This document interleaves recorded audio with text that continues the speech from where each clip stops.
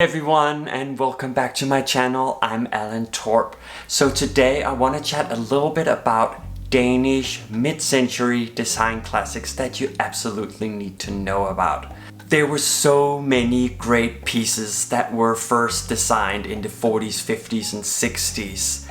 So I've just chosen a tiny selection of all these great design icons and only one piece by each designer. So if you want to go deep dive straight into what else all these designers have done through time, you can do that after the video. Some of the pieces I'm gonna mention you probably already know, maybe you don't know all of them, and if you do, you could just call yourself a mid-century design nerd like me, and that's totally fine. First piece I'm going to share with you guys in my list of mid-century design classics that you absolutely need to know about is the Papa Bear chair by Hans J. Wiener. The original was designed in Denmark in 1951. In 2003, after a few years of the chair not being in production, PP Furniture finally started to produce it again for their 50th anniversary of their involvement producing the chair back in 1953. The chair that is produced today is thereby called the PP19 and not AP19.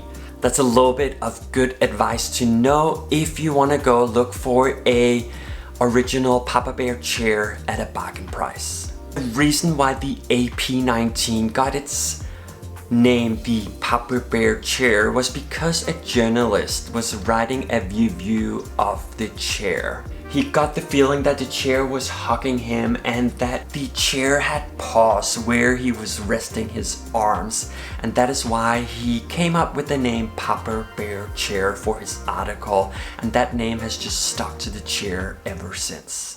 So moving on to the next piece, this one is without a doubt Paul Kjærholm's most iconic piece of all time. I'm of course talking about his PK22. Paul Kjærholm was fascinated by steel and just loved everything natural. The structure is reduced to a minimum with each leg unit in a single strip of steel with just 4 bends, and that includes the super simple structure of the feet. I'd see a bit of reference in the chair to Mies van der Rohe's Barcelona chair from 1929, but in comparison that chair appears more heavy and solid in my opinion. The third piece I want to share with you guys on this list is probably also the one I dream about owning myself one day the most. More than 80 years after its debut, the Pelican chair by Finn Juhl still remain an out there design with graceful curves that just wraps the sitter in its embrace. Pelican is true to Finn Juhl's idea that a chair is not just a product of decorative art in a space, it's a form and a space in itself. Very few were manufactured back when it was first introduced, and the chair was almost forgotten until House of Finn Juhl rediscovered and relaunched the chair in 2001. The sculptural chair fits seamlessly into most modern interior styles and works particularly well with the Pelican table and its close relative, the Poet sofa. If you want to know more about Finn Juhl and see a lot more of his great designs, you should definitely check out my video I did from the House of Finn Juhl showroom right here in Copenhagen. It's linked right up here. This next piece is by the most influential and probably the best known Danish designer of all time. I'm of course talking about Jacobson, and picking just one of his probably hundreds of designs is not an easy task. However, as this list is about the most classic and iconic pieces, I could of course have talked about his the egg or the swan or the Series 7 chair, but I went with probably the chair that was the tipping point of his career, the ant chair. It was designed in 1952 and was actually Arne's big breakthrough. Initially, Arne Jacobson had designed the ant for the canteen at Novo Nordisk, the international Danish healthcare company. It did have a rough start actually, as it almost didn't make it into production in the first place. But Arne was working with Danish design company Fritz Hansen, and they weren't actually convinced with the chair's potential. And boy, were they wrong.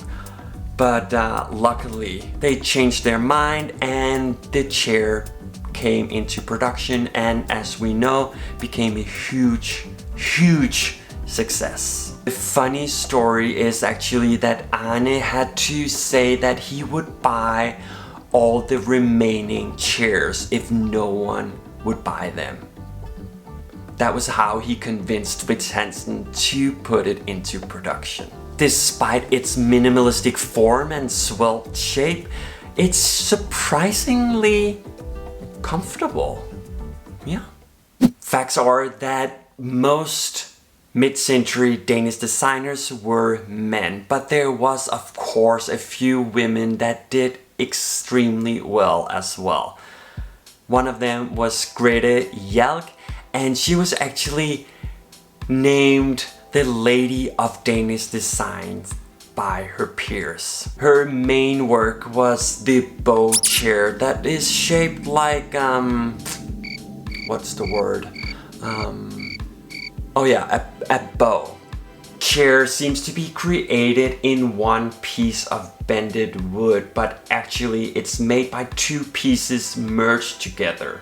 Back when it was introduced into the world, it was only manufactured in a very few amounts. So if you do happen to come across one at a very good price, I say snap it, because it draws a huge amount of money on auctions around the world. Longtime followers of the blog may remember that I used to have this next piece in my living room in my previous apartment. OV140, or its more recognized name, the colonial chair, was designed in 1949 by Ole Bangsha. Ole was all about creating furniture that paid tribute to classic conservative trends, but also stood the test of time. He achieved this balance with the design of the colonial chair, which still remains his most famous design to this day. And people, don't be fooled by its rather slender look, because it's very stable and it's very comfortable. I think it's super sophisticated, and my favorite is the all black version that just fits into any modern interior. I realize I have only talked about chairs so far, and I promise I only have one more left and then a few other design classics that you need to know. But this next one is also one that brings in some serious cash when it hits those auction houses around the world. Actually, in 2015, it broke the record of receiving the highest winning bid ever received for a furniture piece on a Danish auction. It made a whopping 1.42 million kroner, or $233,000 for a single chair. Okay, not just any chair, but still. Come on. It's crazy. That's a lot of money for a single chair. The chair I'm talking about is the Tired Man. The designer Flemming Lassen once said that the chair should feel like sitting, as warm and safe as a polar bear cub would be in the arms of its mother. I don't know how I feel about that statement, because to be honest, I find the chair a little bit uncomfortable. It might be because of my height. I'm 6'3", and when I'm looking at this chair, I just feel like it's that kind of chair that you just wanna sit in for hours. But the problem is, when you're as high as I am, there is no place to rest your head, which I find a little bit unsatisfying when you look at this chair and you hear that statement. But nevertheless, it's a super nice chair, and you can just make up your own mind. If you find it super comfortable, who cares what I think? This is my opinion, and we can all have our own opinions, right? Okay, so enough about furniture and design classic chairs that you need to know about. We have a few more pieces that you also need to know about.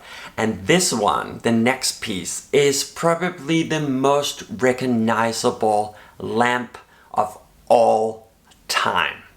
I'm talking about the artichoke lamp by Poul Henningsen. It's also one of the most beautiful lamps ever designed, in my opinion. Even here, 60 years after it was first designed, it is still a lamp that many people are captivated by.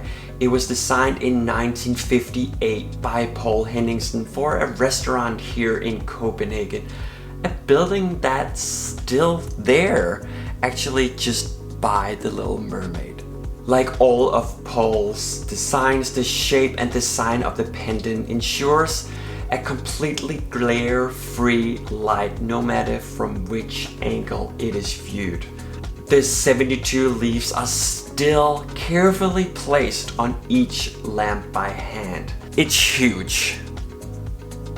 The lamp, of course. So it's probably not your obvious choice for a lamp above the dining table. Yeah, you really need a lot of ceiling height for this lamp to really shine, and a lot of money. It ranges from around $13,000 to $20,000 depending on the size you go for. Coming to the last item on this list of Danish mid-century design classics that you absolutely need to know about is a bin. It's the VIP bin. A story that begins in 1939, where sweet Marie asks her dear husband Holger if he could please produce a pedal-controlled bin for her salon.